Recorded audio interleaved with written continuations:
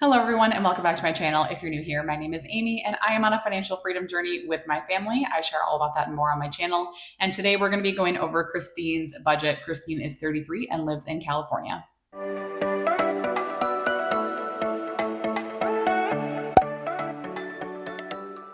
All right, so let's get started with Christine's budget review. So Christine is a radiologic tech. I hope I said that right. Is that right? Maybe I wrote it wrong. I don't know. I'm not sure. Now I'm like second guessing what I wrote. Anyways, she is a technician of some sort. She is single with no kids and she makes $95,000 a year. And again, she lives in California. Her short-term financial goals and priorities, her number one is to buy a home, which we will talk about further in her budget, and she is actively saving towards that. She does not have any debt, which is fantastic. In her savings, she currently has an emergency fund of $5,000 and sinking funds of about $23,000. $19,000 of that is her down payment savings for her home. She does have $98,500 in a Roth 401k, which is awesome. A Roth 401k is a after-tax 401k, so that means that all the growth and all the money in there is tax-free at retirement.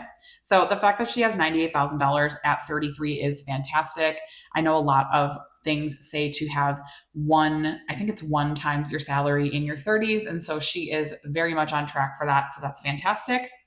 Her biggest financial struggle is overspending on food, which if you guys have watched my channel for a while, you know I also struggle with that. And so many people struggle with overspending. So very common. And also she struggles to figure out a retirement plan, which I think is also very top of mind, especially for like the millennial generation, just figuring out when we can retire, how we can retire, and all of that. So definitely very common struggles there.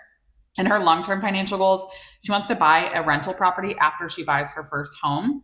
She wants to retire a millionaire and also afford to have kids, which I think is a entirely realistic concern because kids are expensive and things are not getting any cheaper. So I think those are all really awesome goals. And let's go ahead and go through Christine's budget and see how we can help her get to these goals. All right. So Christine, you are doing so fantastic. I don't think you really need any of my help, to be completely honest, but I'm so glad to review this budget and talk through it. And I think it's still really helpful for people to see other people's budgets and like what they're spending on and how they're prioritizing things. So Christine brings home $4,200 from her job. She does contribute 15% to retirement, which is great. That's a super common, amount. Like 15% is a super commonly recommended amount for people. So I think she's right on track with retirement. I personally wouldn't change anything at this point. Obviously you could increase this in the future, but I think for right now with your goals, this entirely makes sense. So no changes, no notes to that. So $4,200 is what we're working with. Christine is currently living with family while she saves up for her first home, which is fantastic. She pays $600 in rent, $180 in car insurance, $12 for Spotify, $17 for Amazon, and $45 for her gym. Now, the only thing that I was questioning was like cell phone or anything like that, but she very well may be on a plan with someone. So if that's the case, that's fine. But otherwise, might be missing from this potentially, but otherwise looks good to me. So her total fixed expenses are $854, and that leaves her with $3346 in her budget. Moving up to her variable expenses, she does spend $650 on groceries, which she admitted is a little bit high, but I think it's entirely fine if this is realistic for you. I know a lot of people like have certain ways of eating or potentially like enjoy certain more expensive things. Like I think it's entirely fine and fits in your budget. So I personally wouldn't change it. $650 for groceries, $300 for gas, $100 for spending, and $200 for miscellaneous. And that brings her total variable expenses to $1,250. Again, I don't really think I would change anything in here. These all seem pretty realistic to me. And based on Christine's financial situation, it seems to be working for her. She's not going into debt. She's, able to save every single month. So I think this is entirely realistic. So her total remaining is just over $2,000. Now we get into her sinking funds. Because she doesn't have any debt, she's really just focused on savings. So she puts $1,000 a month into her down payment fund, $335 into travel, $250 into car maintenance, which is fantastic. And then she has some other miscellaneous sinking funds that add up to $510 a month. So her total sinking funds are just over $2,000, which takes her remaining down to zero. So this is a zero-based budget.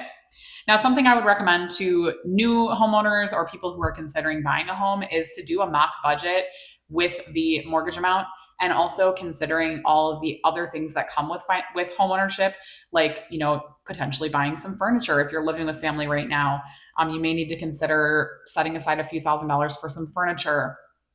What's your lawn maintenance going to look like? Do you need to do that yourself? If so, you may need to buy a mower or a weed whacker or all these other things. Like, I remember when we bought our first house, I was blown away at just how quickly things add up. Like, we didn't have anything for home maintenance and had to spend thousands of dollars really completely getting set up to be able to do that maintenance on our own. Otherwise, we would have had to hire somebody to do it. So, all of those things I think are really important, especially when you're buying your first house. So, what I would recommend, Christine, is figure out the home price that you're looking at, figure out what your target down payment is and what your estimated payment will be for your home, and then do a budget based off of that, and make sure you're factoring in those things like your utility bills and the mortgage and the fact that your property taxes might increase year over year. So just make sure that you're not getting too far in over your head. I have been watching a lot of TikToks lately, which is probably not great, but it is what it is. I love TikTok. And a lot of people on TikTok have been talking about how they're house poor and they didn't realize that, year over year, your mortgage really can increase substantially because of property taxes and insurance. And so it's really important to make sure that you're in the best financial situation, which again, I think that you are. I definitely think you can get there, but definitely just making sure before you're signing those papers that you're fully comfortable with that mortgage amount, and also comfortable with putting some other money into like home maintenance or all those other things that come with that. And then also building in those like utility bills and everything to your budget. So that would be my only advice for you. I think you're on a wonderful path, Christine. Like I said, I don't think you really needed me too much. I don't know if I provided you too much value, but I just want to reassure you that you're on a great path.